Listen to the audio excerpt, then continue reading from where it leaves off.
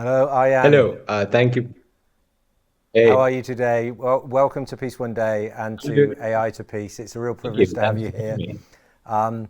So let's get into the interview, if you don't mind. We had some fascinating speakers today. I'm really looking forward to this one. Yeah. You're the CTO of TensorX Innovation Lab. Perhaps you could give us an introduction into that organization and some of the work that you do and perhaps why you do it. Okay.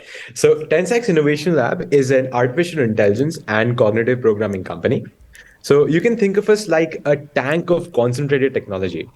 Our philosophy is using artificial intelligence and cognitive programming to advance technology, to collaborate with different domain experts.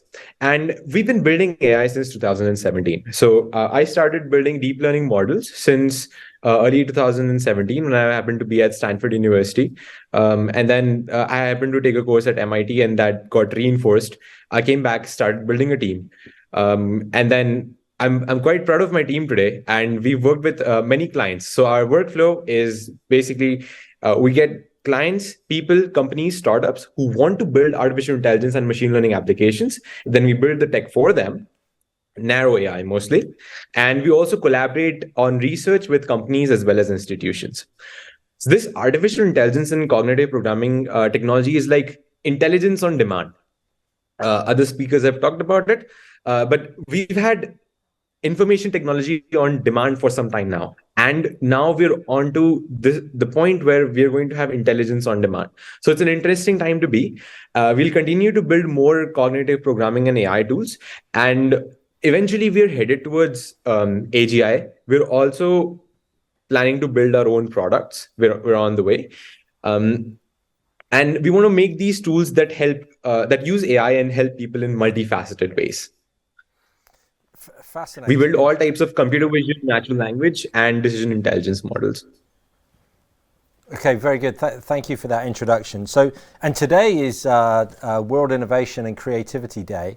So perhaps you could, what do you think are the important things we need to do in order to raise awareness on a day like today? And particularly as it in relation to the work that you're doing? So, first of all, innovation and creativity has always been part of the human experience. So, us humans, as a civilization, we've always been inventing technology to make our lives easier. So, we as a species, we started with, first of all, sustained civilization. That was a technology. Agriculture was a technology. Sustained housing was a technology. Then we had the whole power and industrial revolution. And then we had very recently the information technology revolution. You can basically get any information that you want on demand, and everybody has access to those devices. But what we're now onto is AI, and what you'd realize is, people have been replicating different parts of the human body to make their lives easier. So we have cars so that we don't have to use our legs. We have agricultural tools so that we don't have to use our hands. Um, we have power and construction machines so that we don't have to use our shoulders for carrying stuff and building things and so on. We've been able to replicate most of our limbs. We've been able to replicate our feet, our hands, like we don't have to stitch our own clothes, and we have the market system that augments our communication. We're at a point where we're able to replicate the brain capacity. So we're at a point where we have had replicated all of our limbs. Like we don't have to walk, we have cars. We don't have to stitch our own clothes. We have the spinning mills and industrial machines. We don't have to use our shoulders. We have construction machines and equipment. So we're at a point where we're replicating the brain. So it's the most powerful technology of our times. And the thing is that it applies to every sector that's possible. So, on that same note, that's a core instinct in the human experience to work on these technologies. And as part of replicating the brain, first of all, it has the potential to change our perspective by a long margin. Also, I'm not as skeptical about the worrying aspects of AI because I've always had an interest in studying how the brain works. And you see how there are different cognitive features. There's a part of the brain that helps us see. There's a part of the brain that helps us reason. There's a part of the brain that drives our core motivations. And we can go selective about making those parts of the brain and replicating those by using artificial neurons. And then from those artificial neurons, we build these neural networks that learn these different representations of the brain. So we can build narrow AI that powers different sectors. And I encourage people to do that in irrespective of what their sector is, because it has the potential to accelerate research. It can find different combinations for us. Like, we can replicate parts of the brain which are responsible for seeing, speaking, and so on. And then we can deploy these agents. Just with the right intention, we could build so many tools that help people. And I think AI researchers have to be careful about what kind of different brain structures they're replicating. And I think if we approach that way, we'll be pretty safe and we'll be able to sustainably achieve our AI goals. This is interesting. I really like the way you're compartmentalizing the capability of this intelligence, and that it can effectively be broken up and applied in certain ways depending on the use case. I quite like that. But it's also true that the brain is capable of morality and justice and ethics. So for those of us involved in AI, what do you think are the most important considerations that we need to pay attention to so that we evolve this technology correctly?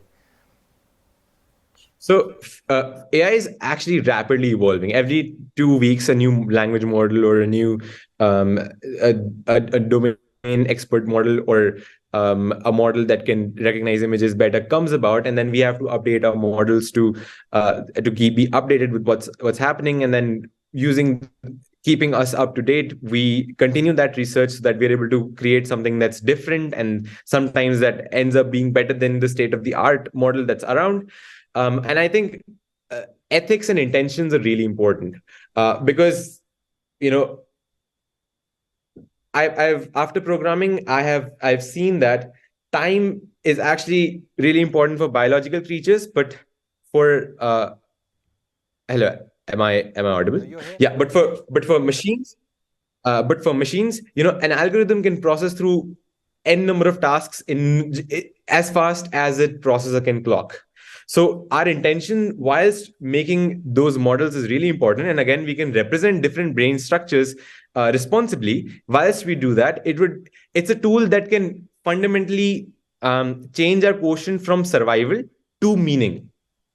There are a few basics, like collaborating with domain experts is actually really important, because we working in AI might not know the best healthcare standards. So collaborating with domain experts is really important, listening to their experience.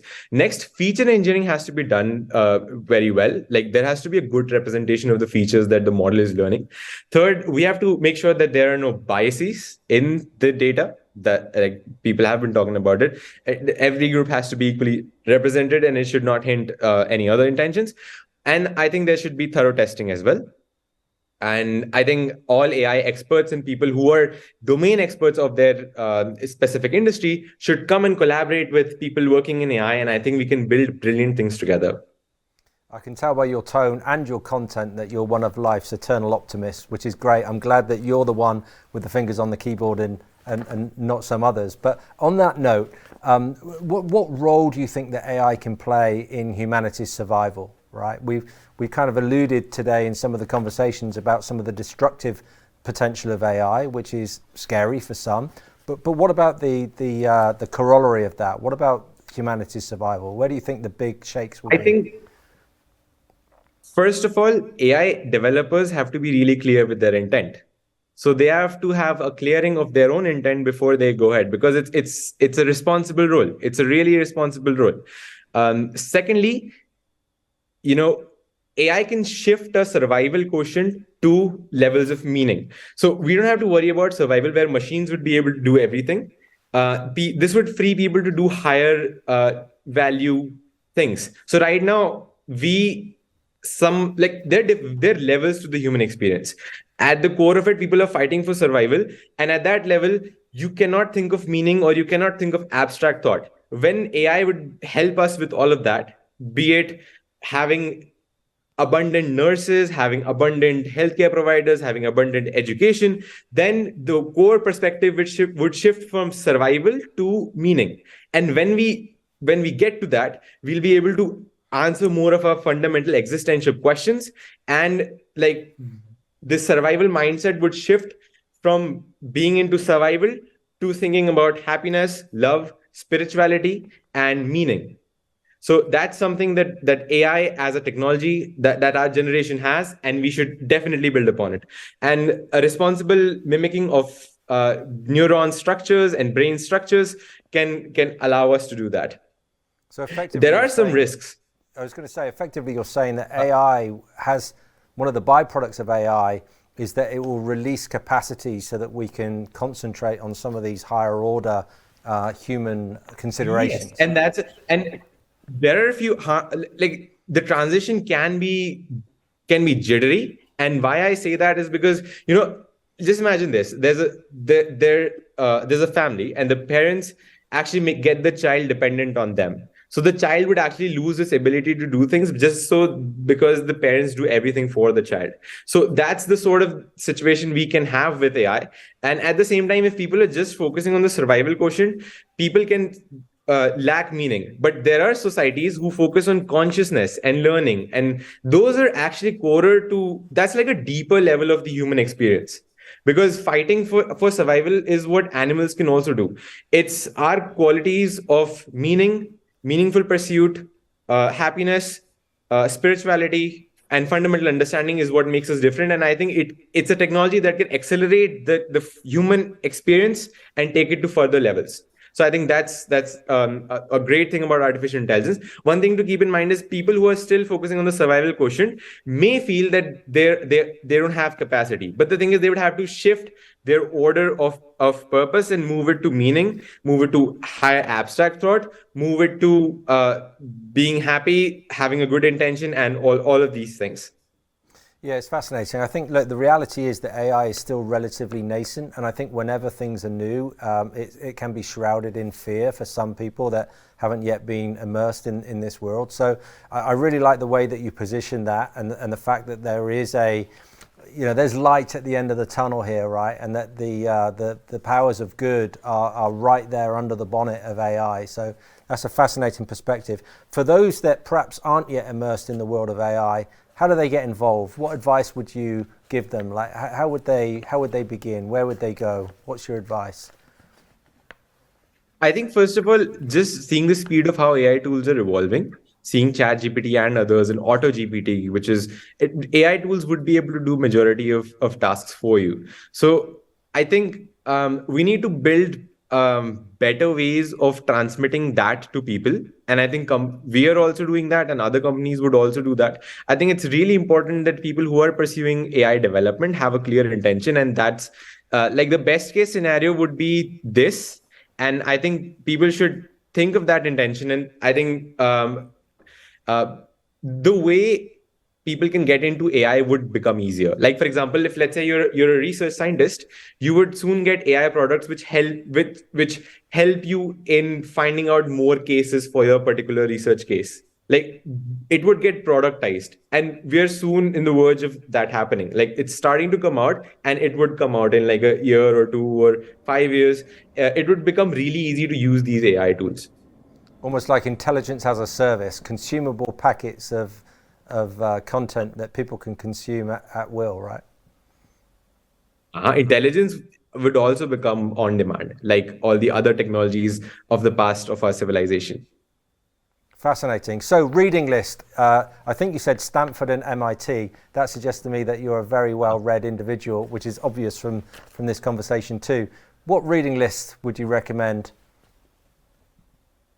I would recommend that people use the AI tools that are around, and there are going to be tools like, even you can go on ChatGPT, you can enable plugins, etc. And then you ask the AI about different subjects, and you use these tools productively for your study. Let's say you're a biologist, or let's say you're an accountant. You use these AI tools for your work, and then you'll be able to see the different advantages that they can bring you, and you'll develop an understanding as well. Perfect. Thank you so much for your time today. I've really enjoyed the interview. Good luck with all of your work. Congratulations on the endeavors so far, and keep it up. Thank you very much.